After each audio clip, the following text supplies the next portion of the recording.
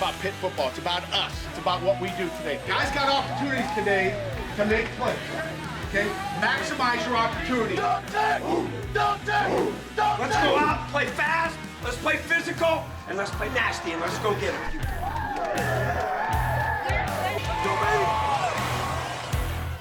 Hello and welcome to Pitt Beyond the Script alongside head coach Pat Narduzzi. I'm Rob King. The Panthers 3-2 on the season after the victory over Delaware. There is a lot to chew on in this game. First thing that happened was a lot of guys for your team didn't play, beginning with Kenny Pickett. Nick Patty steps in. Before we get to Nick, when did you know that you weren't going to have Kenny's services? You know, all week we wondered, but, you know, after one day you'd say, oh, he'll be ready tomorrow, and then he didn't go tomorrow, then you hope, hey, Thursday he's going to be good, and he didn't go Thursday, and, you know, but, hey, he's good. He's going to play. And he said he's going to play, but you just don't know. I never want to push a kid out there and say, Kenny, you said you were going to play. You got to play. And, you know, I think it's outstanding that, you know, that Nick Patty was able to start that game. We're able to pull out a victory with our backup quarterback. It's just going to make us stronger as the season moves on. What did you think of his performance, and do you think he was helped by the fact that he had to play in UCF when Kenny got banged up? Yeah, it definitely helped, you know, for his confidence going into the game and the reps he took last week. I think looking at these game reps this week, it's going to help him going forward. Even for this week, I think he knows there's things I got to do better. I think his accuracy was probably the weakest thing that you saw in the game. But he made the plays he had to make, you know, when it was important. Completed a lot of passes, converted some third downs, and, you know, will continue to get better. But I think his urgency this week of saying, you know, when coach is talking about accuracy, I need to put it here, not here. I think that's important. Nothing like getting a little playing time to drive some of those things home. No question about it. I mean, you think you're good in practice all the time.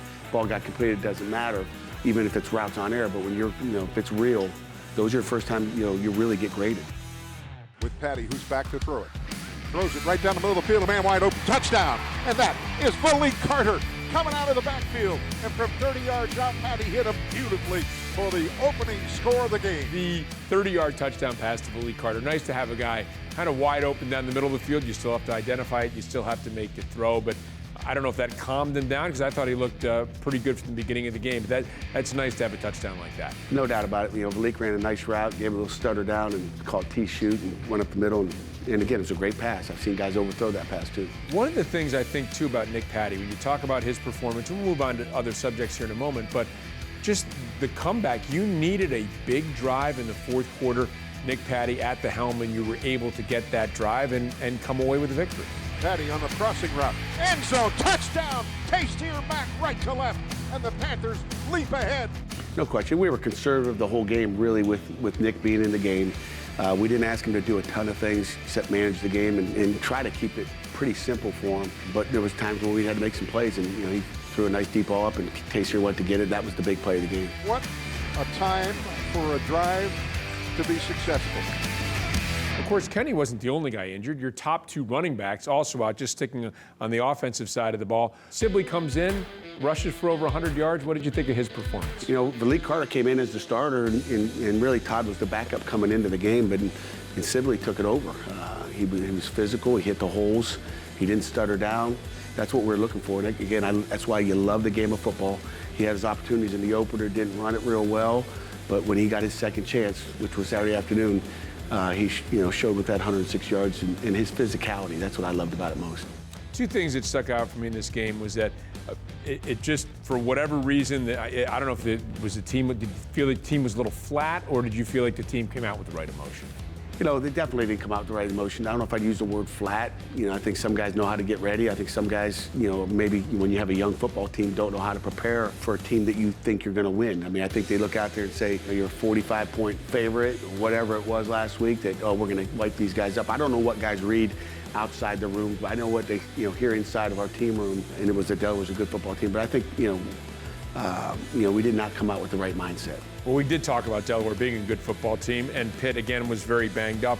Look, if your team, you want your team to win, you won.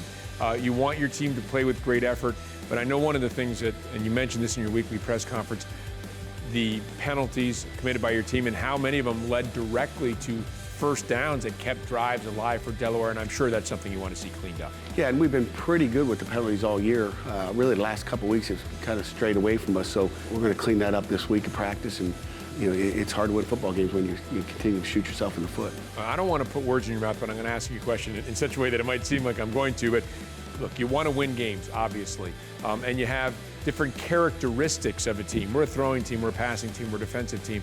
Is there such a thing as a character team? Because it seems to me your team showed a lot of character in the last 2 wins. Neither of them were easy. You had to stem the momentum against UCF, come back and win that game after you'd fallen behind.